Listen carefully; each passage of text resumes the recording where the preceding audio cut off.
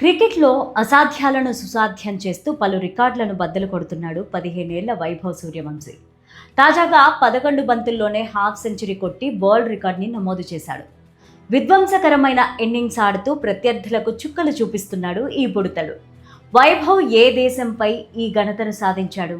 అతడి రికార్డులపైన మిగతా ప్లేయర్లు ఎలాంటి అభిప్రాయాన్ని వ్యక్తం చేస్తున్నారు చూద్దాం.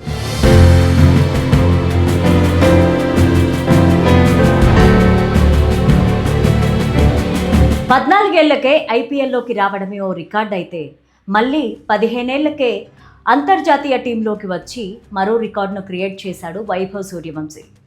ఐపీఎల్లో అంది వచ్చిన అవకాశాన్ని వాడుకొని ఎన్నో రికార్డులు నెలకొల్పాడు. 2026 ఐపీఎల్లో అద్భుతంగా రాణించి అత్యధిక పరుగులు చేసిన ఆటగాడిగా నిలిచాడు. 700కు పైగా పరుగులు చేసి ఆరెంజ్ క్యాప్ కూడా సొంతం చేసుకున్నాడు. ఈ ఏడాది జరిగిన ఐపీఎల్లో మొత్తంగా 5 అవార్డులు గెలుచుకున్నాడు. ఆ సీజన్లో అందరి దృష్టి వైభవ్ పైనే ఉంది. వైభవ్ను అవుట్ చేయడానికి ప్రత్యర్థులు వ్యూహాలు వేసుకుని మరీ మ్యాచ్ ఆడాల్సిన సిచ్యువేషన్స్ ఏర్పడ్డాయి.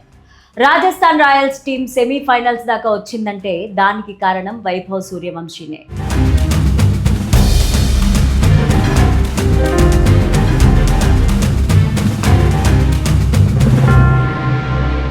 ఐపీఎల్లో అద్భుతంగా రాణించడంతో వైభవ్ను టీమిండియాలోకి తీసుకోవాలని పలు అభ్యర్థనలు వచ్చాయి. పలువురు సీనియర్ ప్లేయర్లు సైతం వైభవ్ ఆటను చూసి అతడి వయసుతో సంబంధం లేకుండా టీమిండియాలోకి తీసుకోవాలని బీసీసీఐకి సూచనలు చేశారు. దీంతో బీసీసీఐ వైభవ్ను T20 ఫార్మాట్లోకి తీసుకుంటూ నిర్ణయం తీసుకుంది. 15 ఏళ్లకే టీమిండియాలోకి ఎంట్రీ ఇచ్చిన సచిన్ పేరుతో ఉన్న రికార్డులను బద్దలు కొట్టాడు. అంతేకాకుండా తాజాగా శ్రీలంకతో జరిగిన వన్డే సిరీస్కు సైతం వైభవ్ను బీసీసీఐ సెలెక్ట్ చేసింది. వైభవ్ విధ్వంసంతో ఆ సిరీస్ను భారత్ సునాయాసంగా కైవసం చేసుకుంది.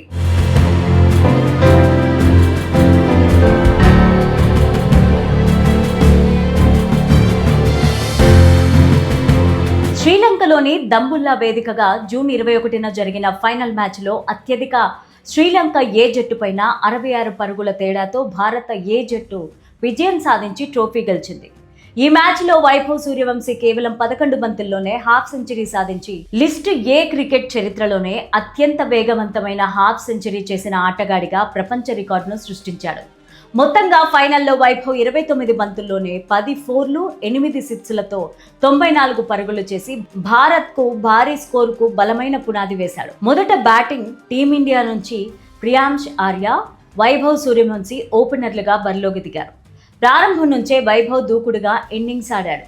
తాను ఎదుర్కొన్న మొదటి 2 బంతులను బౌండరీలుగా మలిచాడు. శ్రీలంక బౌలర్ మొహమ్మద్ సిరాజ్ వేసిన ఇన్నింగ్స్ 3వ ఓవర్లో వైభవ్ ఏకంగా 2 బౌండరీలు 3 సిక్స్లతో 26 పరుగులు రాబట్టాడు. ఆ మరుసటి ఓవర్లోనూ అదే ఆటను కొనసాగిస్తూ వరుసగా 1 బౌండరీ 2 సిక్సర్లు కొట్టాడు. ఈ క్రమంలోనే కేవలం 11 బంతుల్లోనే వైభవ్ 50 పరుగులు రాణించాడు. 2005లో శ్రీలంకకు చెందిన కౌసల్య వీరరత్నే 12 బంతుల్లో సాధించిన అర్ధశకమే ఇప్పటి వరకు ప్రపంచ రికార్డుగా ఉండేది.